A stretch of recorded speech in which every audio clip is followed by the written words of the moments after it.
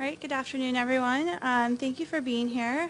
I'd like to welcome you to today's Behavioral and Social Sciences Research lecture. Today we're going to have Colleen McClung speaking. Dr. McClung is a molecular biologist who has studied complex psychiatric diseases and drug addiction. She started her career as was from 2005 to 2011, was an assistant professor in the psychiatry department and Center for Basic Neuroscience at UT Southwestern, and she most recently moved to the University of Pittsburgh School of Medicine as associate professor in the Department of Psychiatry. She has published several high-profile papers and has received funding from several NIH ICs, including NIDA, NIMH, and NINDS. She's received several awards, including the President's Research Council Distinguished Young Investigator Award, and received an honorable mention from for the Friedman Award for Basic Research at NARSAD. And so overall, the goal of her research is to understand the mechanisms by which circadian genes regulate mood and reward and to develop novel therapies for psychiatric diseases. I'm going to turn it over to her now to talk about her talk today. So please join me in welcoming her. All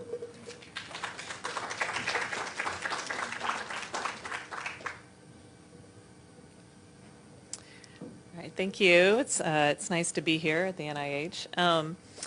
As Tisha mentioned, we recently moved this summer, actually, from UT Southwestern Medical Center to University of Pittsburgh School of Medicine, and so we're starting new research there, which is very exciting.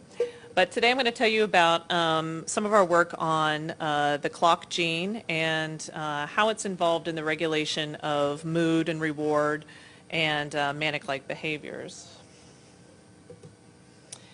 So the clock gene is a central regulator of circadian rhythms, and circadian rhythms are essentially a process that goes over 24 hours. It's our 24-hour internal biological clock, which controls a bunch of different things, including sleep-wake, body temperature, blood pressure, even bowel movements, alertness, coordination.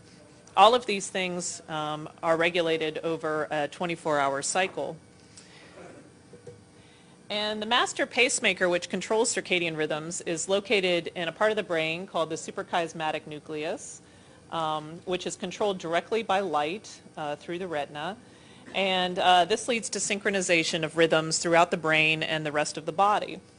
And while this is the master pacemaker in the brain, essentially every cell in the brain and every cell in the body contains its own circadian clock, which can be synchronized by the SCN or can be desynchronized in the presence of other stimuli like food or drugs of abuse or other things that might reset or desynchronize the circadian clock. And the molecular clock is composed of a transcriptional translational feedback loop, which is generally regulated by the clock protein, which binds to BMAL1 and binds to the EBOX sequence in a number of different genes, including the period genes and the cryptochrome genes. And then these proteins will bind together. They're modified by several different post-translational modifications. They go back into the nucleus and inhibit the activity of clock and BMAL1. So this sets up this very nice transcriptional translational feedback loop, which cycles over the course of 24 hours. And there are other genes that are now known to be involved in this, including ROR alpha, REBERV alpha, NPAS2, which also aid in the timing of this clock. But today I'm going to focus really mostly on this central regulator here, clock. And these rhythms control lots of different things, as I mentioned before. And we know that disruptions in circadian rhythms can cause very severe health problems, including jet lag, sleep problems, and they even increase the risk for cancer, heart disease, and obesity. So disruptions of this naturally occurring circadian cycle can really have profound impacts on human health. And we know from a lot of work in the clinic that people with mood disorders like major depression and bipolar disorder and seasonal affective disorder have very severely disrupted circadian rhythms. So depression and bipolar disorder are associated with major disruptions in sleep and activity, and this is very profound and is actually one of the major diagnostic tools for use in these diseases. We know that changes in schedule can precipitate especially manic episodes in bipolar patients. So somebody may be going along fine, and then they work a different shift or they travel or something, and this will set them off into a manic episode. Depression is also diurnal, so the worst symptoms usually occur in the morning. It's often seasonal, and seasonal affective disorder is actually the most common mood disorder. And depression occurs more frequently in areas of the world where there's little daylight for long periods of time, like Alaska. We also know that people with a preference towards eveningness, so night owls versus morning larks, are more susceptible to depression. And in fact, the vast majority of bipolar patients are evening types versus morning types. And now there's been a number of circadian genes that have been found in genetic studies, which have SNPs or different polymorphisms that associate with primarily with bipolar disorder, but also with seasonal affective disorder and depression. And the clock protein in particular, there are several SNPs in the clock gene that are associated with a prevalence for bipolar disorder and severity of symptoms in bipolar disorder. We also know that most of the treatments for depression affect the circadian clock, and these include things like bright light therapy, which is shown here, where the patient will sit in front of a light for 30 minutes in the morning, and this will shift the circadian clock and help to treat seasonal affective disorder. Total sleep deprivation is actually a very effective short-term antidepressant. Unfortunately, it only works until the people go to sleep again, but it works pretty well in the ER. Social rhythm therapy was actually pioneered by David Kupfer and Ellen Frank at the University of Pittsburgh, where they put bipolar patients on very strict circadian schedules, so very strict sleep-wake and social and eating schedules. And this helps to prevent the appearance of new mood-related episodes. Melatonin therapy has been used to some extent, although melatonin is not such a great antidepressant. It's really not an antidepressant at all. It does help in some of the sleep symptoms, but there is a new drug, agomelatine, which has been approved for depression in Europe and in the rest of the world, basically, which is a melatonin receptor agonist, which is very effective for treating depression. As well, drugs like lithium and SSRIs, the serotonin reuptake inhibitors, will profoundly affect circadian rhythms. So lithium will lengthen the circadian period. SSRIs will advance the circadian period. So basically, all of these different treatments will affect circadian rhythms. We also know that people with drug addiction, problems with addictive disorders, also have very disrupted circadian rhythms. And our lab really studies both mood disorders and drug addiction. Excuse me. I'm going to be talking mostly today about the mood disorders, although I'll throw in a little bit about addiction. But these are sort of the three different ways our lab is really studying the impact of circadian rhythm disruptions and circadian gene disruptions on addiction. First, it's that people with circadian rhythm disruptions seem to be more vulnerable to addiction. They're also going to be more vulnerable to mood disorders, and they're often very comorbid. Second is that drugs of abuse can entrain circadian rhythms such that the drug is anticipated by the brain, leading to increased craving and drug seeking. So, for example, if you have cocktails every day at 5 o'clock, your brain reward system will start to anticipate those cocktails at 5 o'clock, and about 4:30, you might start thinking about them, wanting them, craving them. It's because the reward system is being set by that drug. Also, long-term exposure to drugs of abuse can lead to disruptions in the circadian system, excuse me, which lead to long-lasting mood and sleep problems, which might contribute to relapse. And this is seen a lot with alcoholics. So how does the circadian system influence mood and reward? So to study this, we're looking at mouse models. And most of you probably know this, but basically, these are some of the tests that we use to determine if a mouse is excuse me, anxious or depressed or likes drugs or any of these things. And so we use tests like the forced swim test, learned helplessness test, to look at behavioral despair, models of depression. We use tests like the open field and elevated plus maze to look at anxiety, and things like condition place preference and self-administration to look at drug reward. So all these really help us to determine what's going on with our mouse, basically. So what about mice with a mutation in the clock gene? We wanted to know what kind of behavioral phenotypes they would have. And fortunately, Joe Takahashi had created a mouse with a mutation in the clock gene, which creates a dominant negative protein. These are the clock delta 19 mice. So we wanted to put them through a battery of tests and see what sort of behavioral phenotypes they had.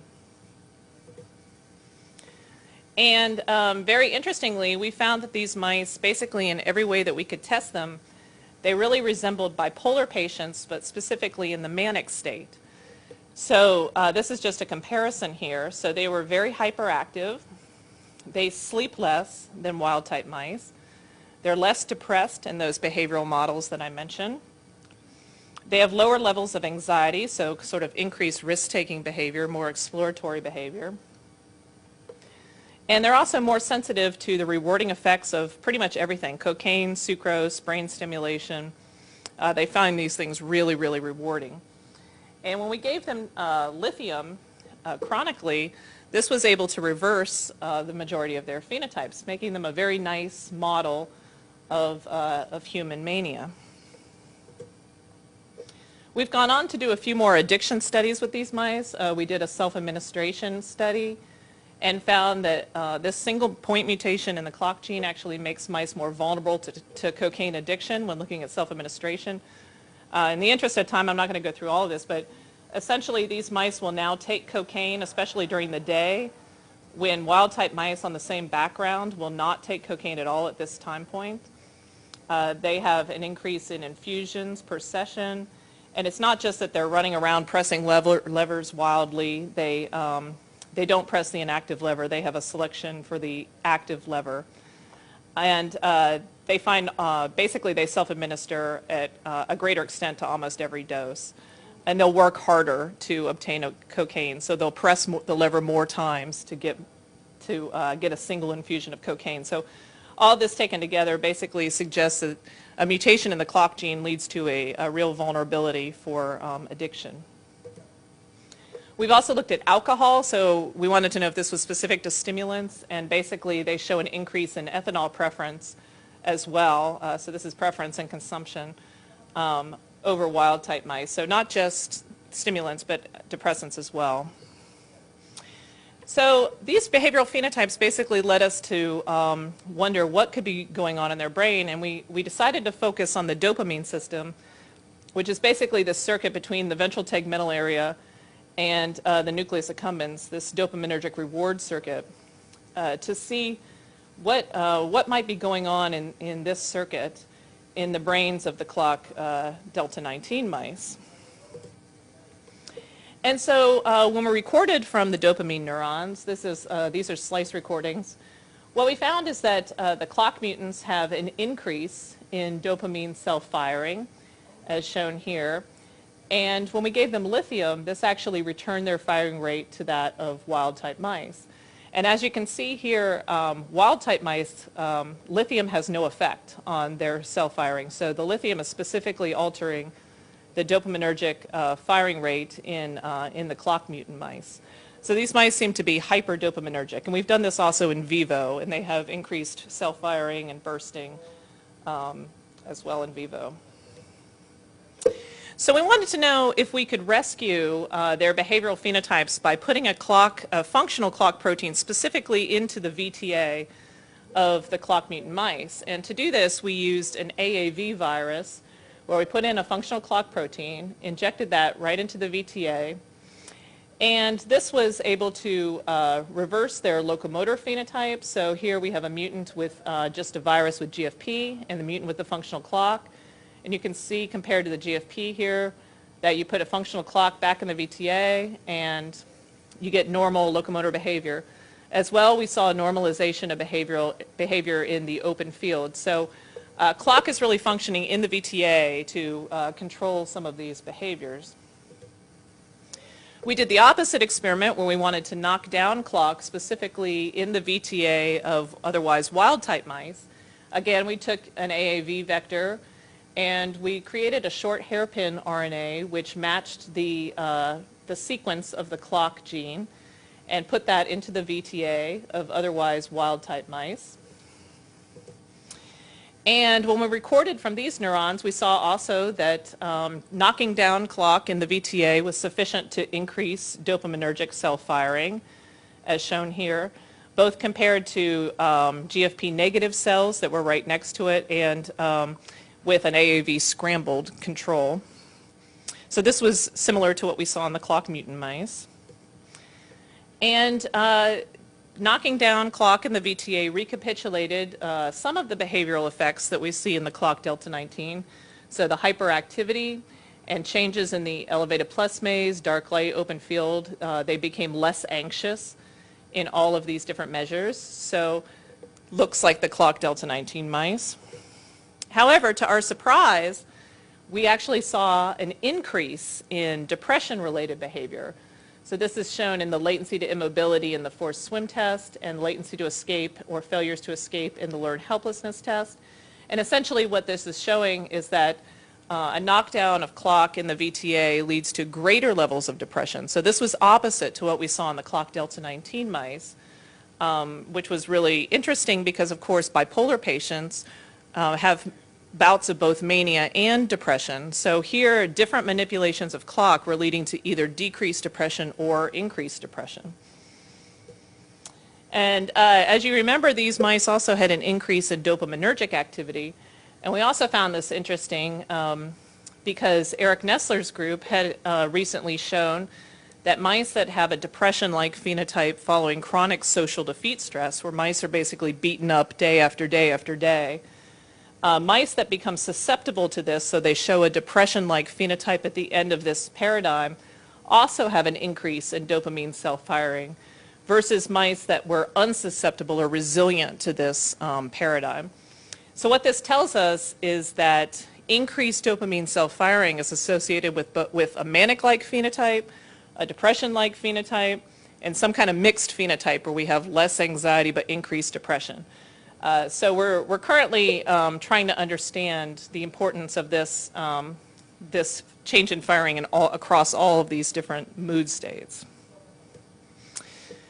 Interestingly also, when we knocked down clock in the VTA, we also saw an increase in alcohol preference and alcohol consumption, similar to the clock mutant mice. So again, knocking down clock in the VTA increased alcohol intake. So how important was dopamine in the development of the manic-like behavior and the reversal by lithium? So this was showing that these things are associated, but we wanted to look more closely at the role of dopamine in these behaviors. So again, we used a virus to change the firing rate of the dopamine neurons in the clock mutant mice. So this is a potassium channel virus, KIR 2.1. It expresses a potassium channel, which has been used by several different labs in the past to manipulate cell firing. And we injected in the VTA and showed that the infected cells indeed have lower firing rates. So this is sort of mimicking the effects of lithium, as you recall, on the activity of the dopamine neurons. And we found that this was sufficient to decrease their hyperactivity and change their levels of anxiety. So this led to a normalization of anxiety, so they're becoming more anxious, more like wild-type mice in the dark light and the elevated plus maze. However, when we measured depression-related behaviors, we actually saw no change in depression-related behaviors. So changing the firing rate of dopamine neurons was sufficient to change the anxiety-related phenotypes, but not the depression-related phenotypes. So we also wanted to know if dopamine cell firing was changed over the course of the 24-hour period in the clock mutant mice, if there was a time of day maybe where the difference was most pronounced. And so to do this, we collaborated with Kafui Disaraza and Miguel Nicolelis at Duke University and did in vivo recordings while animals were in REM sleep bouts. So here, the clock mutant mice, wild-type mice have this nice rhythm in REM sleep where they're having the most sleep during the day, less sleep during the night. However, the clock mutants, as you might expect, lose their rhythm in REM sleep, but they still have some bouts of REM sleep.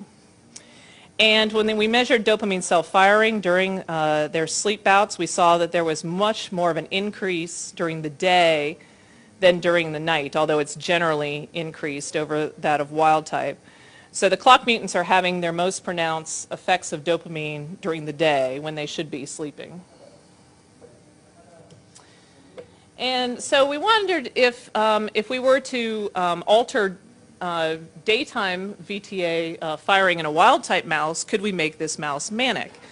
So to do this, we collaborated with Carl Dieserath at Stanford University, and we're using a technique called optogenetics, where we put a channel rhodopsin, which is a light-activated channel, directly into the VTA of mice. And in this particular study, we use Th-Cre mice, so mice which have the Cre recombinase driven by the tyrosine hydroxylase promoter, which allows us to express this virus only in dopamine neurons in the VTA.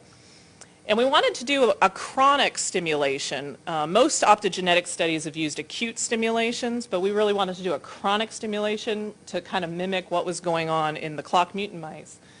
So we used a novel opsin that they had just developed in the Dieserath lab called a step function opsin, which has a very slow activating activity and basically just makes the cell more permissible to activation over long periods of time. And so what we did was we did surgeries. So we injected the AAV virus with the step function opsin in the VTA of the Th-Cre mice, waited for 4 weeks to allow expression. Then we did a 7-day chronic stimulation paradigm where we gave them light pulses over an hour a day just during the daytime for 7 days.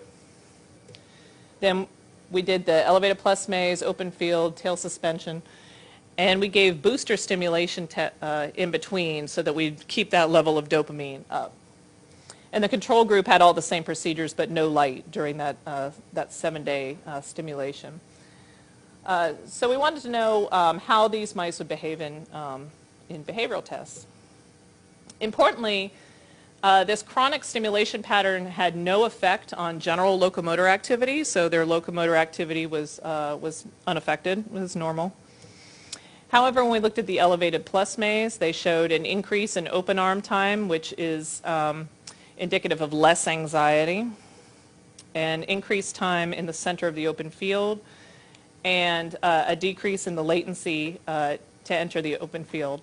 So essentially, chronic stimulation of VTA dopamine in otherwise wild-type mice during the day leads to less anxiety, increased exploratory behavior, but no change in general locomotion. And when we looked at the tail suspension test, which is thought to be a measure of depression-related behavior, although that's sort of debated, we saw no change. So again, similar to the effects we got with the potassium channel stimulation, or the potassium channel reduction in VTA cell firing, where we saw no change in depression-related behavior, stimulating dopamine cell firing also led to no change in depression-related behavior. So basically, there's something going on with the dopamine neurons in terms of depression, but there's likely other circuits and other regions that are contributing to this effect. So we wanted to get beyond just dopamine itself and look more at the overall circuit. So again, we collaborated with Kafui Disaraza and Miguel Nicolelis, and we looked at this phenomenon called cross-frequency phase coupling, which is where the amplitude of high-frequency neural oscillatory activity is modulated by the phase of low-frequency oscillations. So essentially, this is shown here where the gamma oscillations, which are in red, will match up with the green low-frequency oscillations in a synchronous way. And this is thought to be really involved in higher cognition and higher thinking, basically when you have these types of synchronizations. And you can see where it's off here, where there's no coupling of the two. And we looked within the nucleus accumbens, the prelimbic cortex, and the VTA in freely moving animals. So these mice are implanted with tetrodes, but they're in these various regions, but they're moving around freely. And what we found was that in wild-type mice, there's a negative correlation between the amount of coupling that is seen in the nucleus accumbens and the amount that the animal will travel in the open field. So essentially, the less coupling they have, the more likely they're going to run around in the center of an open field, so kind of the less anxiety they might have. In the clock mutants here, you can see there's just no correlation at all. It's a flat line. They have very little coupling between these oscillations in the nucleus accumbens. And remarkably, when we give them lithium, this is able to rescue the coupling now within the nucleus accumbens. So somehow lithium is able to overcome this lack of synchronization and bring things back to where they should be. So we also looked at synchronization not only within a brain region, but also between brain regions, so within a whole circuit. And we wanted to look in, while the animals were doing an anxiety-related paradigm. So this is while the animals were doing an elevated zero maze, which is similar to an elevated plus maze, but basically just in a zero shape. So it still has closed arms, it still has open arms, but it's in a zero shape. And what Kafui, who did these experiments, what he realized is that the synchronization between different brain regions, particularly in the high frequency, the gamma oscillatory region, which again is thought to be very important for higher thinking, higher reasoning, that this became predictive of what the animal was going to do on this maze. So here at time 0 is when an animal is inside the closed arms, but they're about to maybe make the decision to go into an open arm, which is an anxiety-provoking environment. And what you can see is when you look between the nucleus accumbens and amygdala, nucleus accumbens and VTA, or nucleus accumbens and prefrontal cortex, you start to see these synchronization events. So anything above the red line is where you're getting synchronization between these regions in firing rates. And so you start to see this just before the animals are making the decision to go out there. And so presumably this is involved in the fear response or them trying to make that decision that they're going to go out. And the clock mutants almost completely lack this synchronization between these regions. And of course they just run out into the open arm much more frequently. So we think that this synchronization across regions is particularly important in higher decision making. Yeah? Sorry?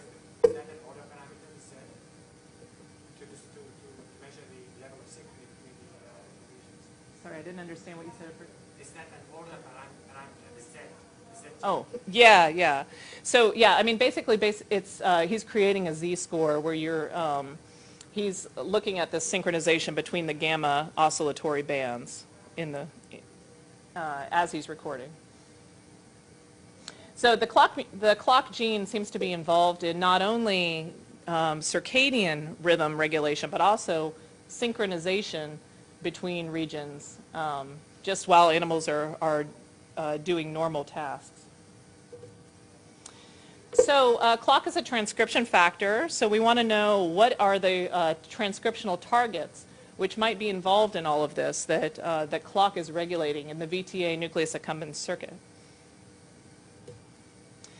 So we did a microarray analysis of the VTA of the clock mutant mice versus wild-type mice. And we found a number of genes that were differentially regulated, including genes that are very important in the regulation of dopamine transmission, such as tyrosine hydroxylase, colchicystokinin, and some others. And of course, we found genes involved in circadian rhythms to be regulated, which you would expect in a clock mutant mouse. So that was sort of a control, which was nice. And we've begun to look at some of these genes individually, and I'm only going to tell you about one today, which is colchicystokinin. So it's also called CCK, and CCK is a neuropeptide which is co-released with dopamine, which acts to feed back and inhibit the activity of dopamine neurons. So if you have less CCK, you're likely to have greater dopaminergic activity.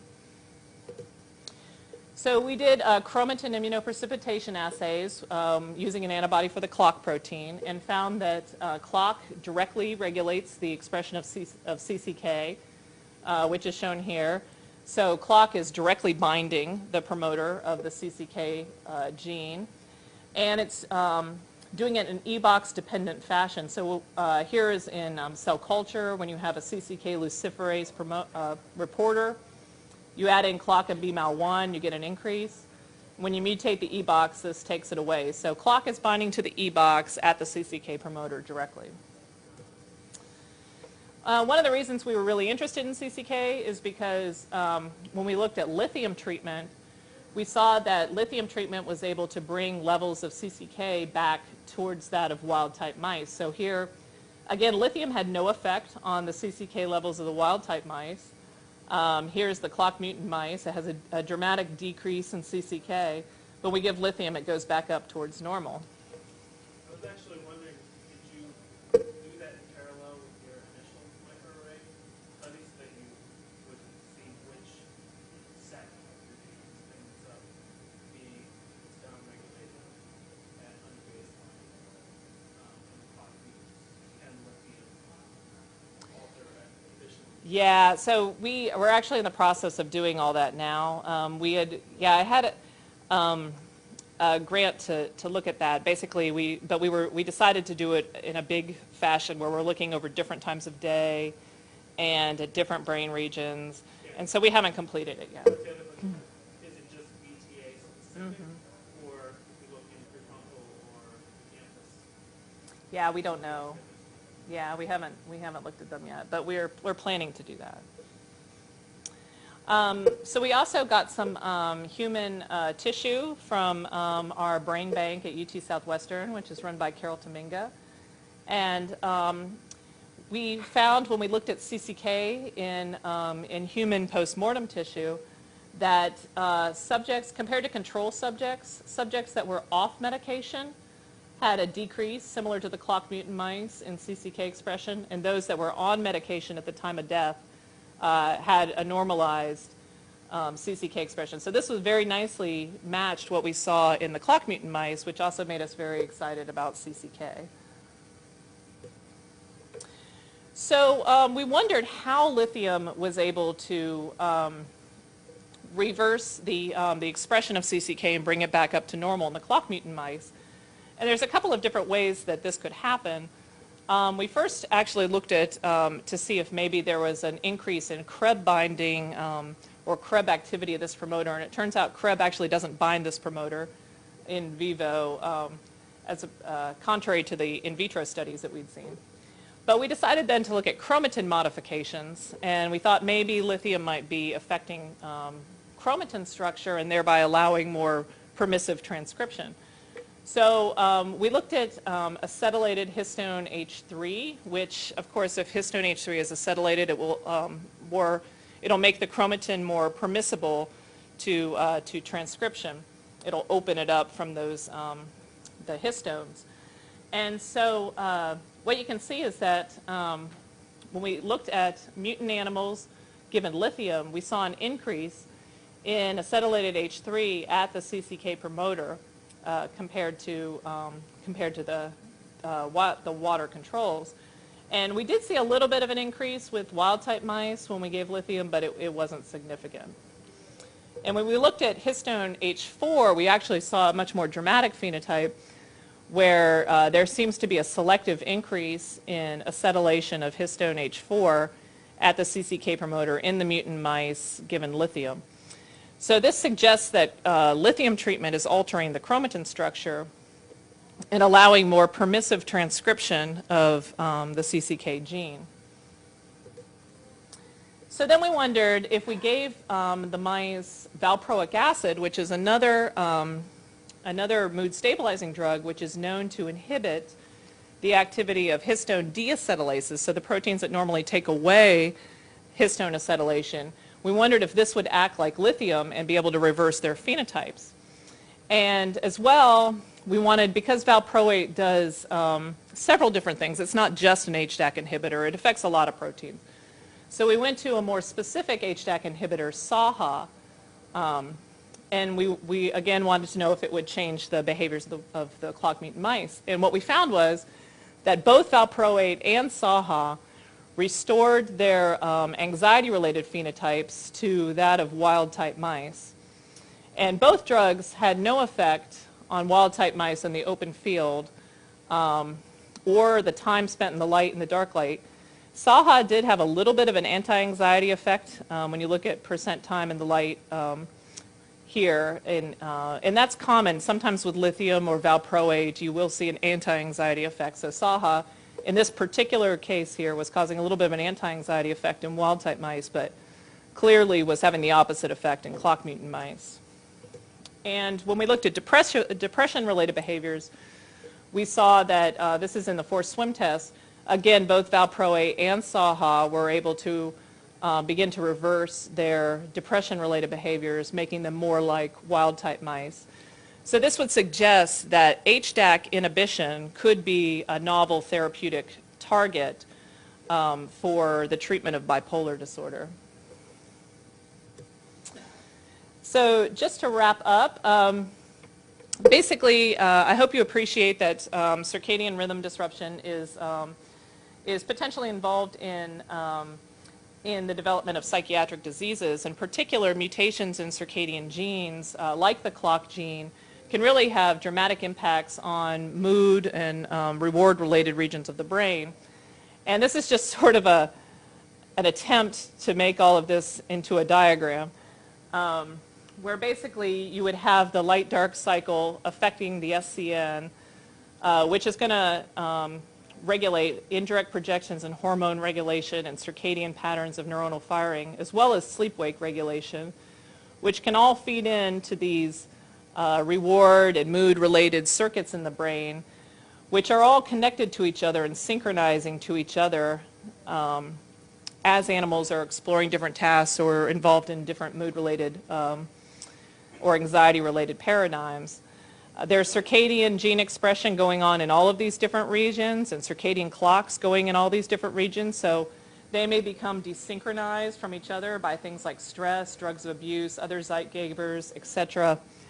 And lithium and valproic acid, as well as other HDAC inhibitors, might be able to come in and regulate some of these circuits, creating better synchrony, maybe change some of the neuronal firing rates. And all of this needs to be in line to control all of these different facets of mood, activity, reward, motivation, etc. So it's very complicated. You know, there's a lot of factors feeding into this, but hopefully we can start to dissect what these different regions are, how they're communicating with each other, how they're involved in these different facets of manic-like and depression-like behavior, and how these other environmental stimuli are involved in modulating this. So I'll stop there and thank the current members of my lab and some past members of my lab that worked on this. Very great group of people to work with, and they really have produced some tremendous work. We have lots of collaborators. I think I mentioned them along the way. Who really help, especially with the electrophysiology, since we're molecular biologists, behaviorists. We're not electrophysiologists. Some of our collaborators at UT Southwestern, and of course our funding, particularly from the NIH, which has been very generous to us to fund these studies. And this is just Dallas here and our new home in Pittsburgh. So thank you.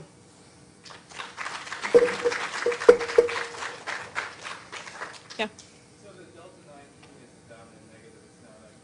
Mm-hmm. So those animals show some kind of residual cycling, and then also treat them with lithium or HDAC, HDAC inhibitors, they start to show more normal cycling. So the clock delta 19 is a dominant negative protein. In our hands, when they're in a light-dark cycle, they do show some circadian rhythms, but they're very messy. They don't entrain very well to the light. If you were to put them into constant darkness, then they will go into arrhythmic behavior pretty quickly. But all these experiments were done in animals which were in a light-dark cycle, so they still show some rhythms, but they're pretty messy.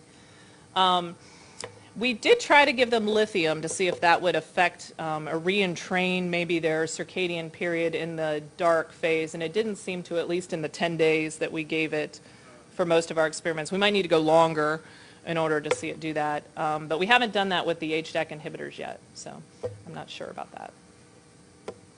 Mm-hmm. The manic phenotype and the depression phenotype that you showed from 2 different experiments, and you said there was an increase in the cardiac activity of the dopamine neurons. Right. So how about comparing it together? Do you see a difference between these two phenotypes? I mean, is there a difference in terms of cardiac activity? Like, is it bursting? Is it fast? Right. Yeah. So there's actually several possibilities that we've come up with for what's going on here. One of them is that there might be different patterns of bursting versus tonic firing. The burst firing is very important for reward-related events, especially unexpected reward, these types of things. And we have a collaborator at Mount Sinai who also works with Eric Nessler who thinks this might be the case. He thinks that there might be some change in the tonic versus phasic firing that's important in the development of the depression versus a manic-like phenotype. Another possibility is that there are different populations of dopamine neurons which are being selectively activated. So there are neurons, so not all the dopamine neurons project to the nucleus accumbens. There's also dopamine neurons that project to the prefrontal cortex and the amygdala.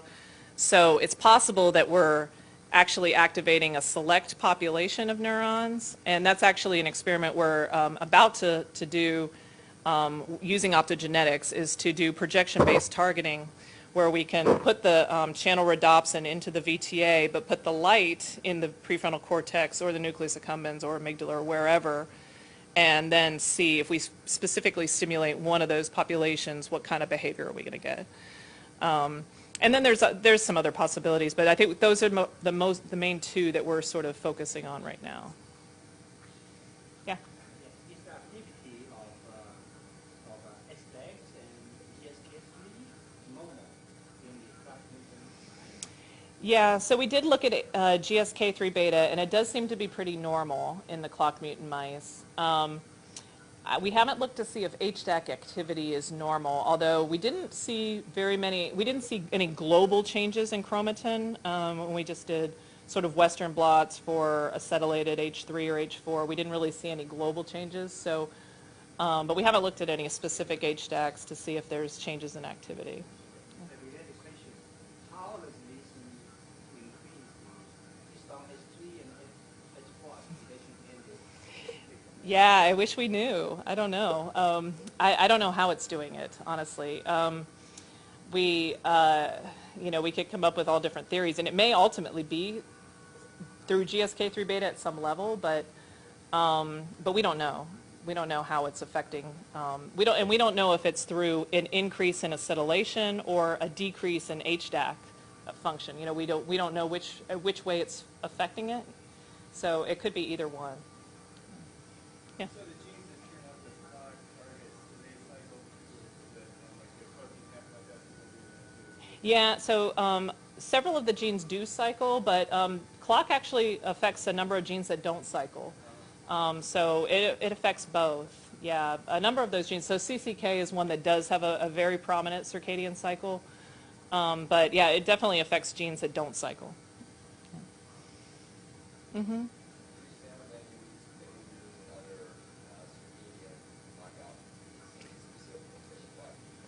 Right. So. Right. Yeah. So we have looked at the period gene mutants, and so we've looked at PER1, PER2, and PER3, and the combination, the double knockouts of PER1 and PER2, and essentially they don't have the same phenotype. So they don't have this overall manic-like phenotype. They do have, so the single gene knockouts don't seem to have much of a difference in phenotype in terms of anxiety or depression-related behavior or reward-related behavior. But the double knockouts, the PER1 and PER2 double knockouts, have actually an increase in anxiety, so the opposite of what we see with the clock mutant mice. but they have a decrease in depression-related behavior. So they're kind of weird, and we don't really know what to make of that. But they're not hyperactive, and they don't have all of the same features that the clock mutant mice have. We have tested BMAL1 knockout mice, which are hard to work with because they're very sick. But from what little we were able to do with them, they did have hyperactivity, and they did have some of the same features of the clock mutants. So we think that it is BMAL1 and clock together, but whether it's then through the period genes and cryptochrome genes and all of that affecting it, we don't think so. It's probably doing something else on these other genes, maybe CCK, TH, some of these other targets that are more relevant than the period and cryptochrome. Now, whether or not the circadian disruption is important for this, we felt like maybe doing this initial knockdown in the VTA was going to give us that answer, but because we figured we would knock down clock in the VTA, we'd probably have normal circadian rhythms, and we'd be able to kind of tease that apart. But it turns out when you knock down clock in the VTA, you get circadian rhythm disruptions in locomotor activity. So we still can't say whether or not the circadian rhythm disruption is important, or if clock is doing something in these other brain regions that's completely independent, maybe, of its role in the SCN and circadian rhythms. So, but it's definitely something we're very interested in trying to tease apart. Mm-hmm.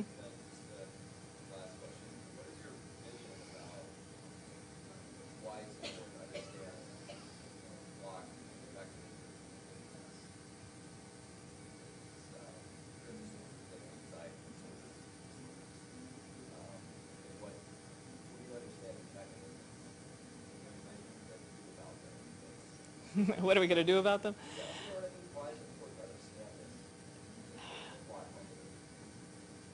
Well, I think there's two reasons. First of all, when we know from genetic studies that mutations in the clock gene are associated with these disorders. So it could be that if you were to target clock therapeutically directly, or one of its targets, that this might be an effective treatment.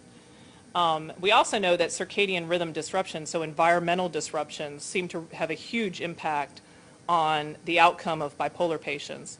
So I think it's sort of looking at it both ways, sort of how the mutations in these genes might lead to a vulnerability for these kinds of diseases, but then also how circadian rhythm disruption in general might impact a disease that somebody already has and make it worse.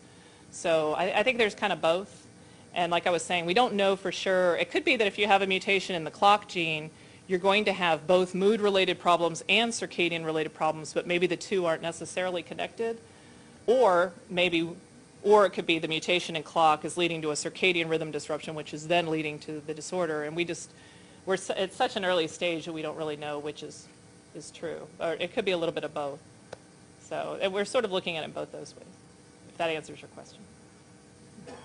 Uh-huh. Have you considered, instead of lithium and normal acid, destabilizing the clock in some direct external, like a clock generator, destabilize the clock? We haven't considered that, but that would be interesting to do. Yeah, I don't think our lab is equipped to do that kind of thing, but that would be interesting. Yeah, we hadn't thought about doing anything like that. Gosh, these guys are loud, huh? Anything else? Yeah. Mm-hmm.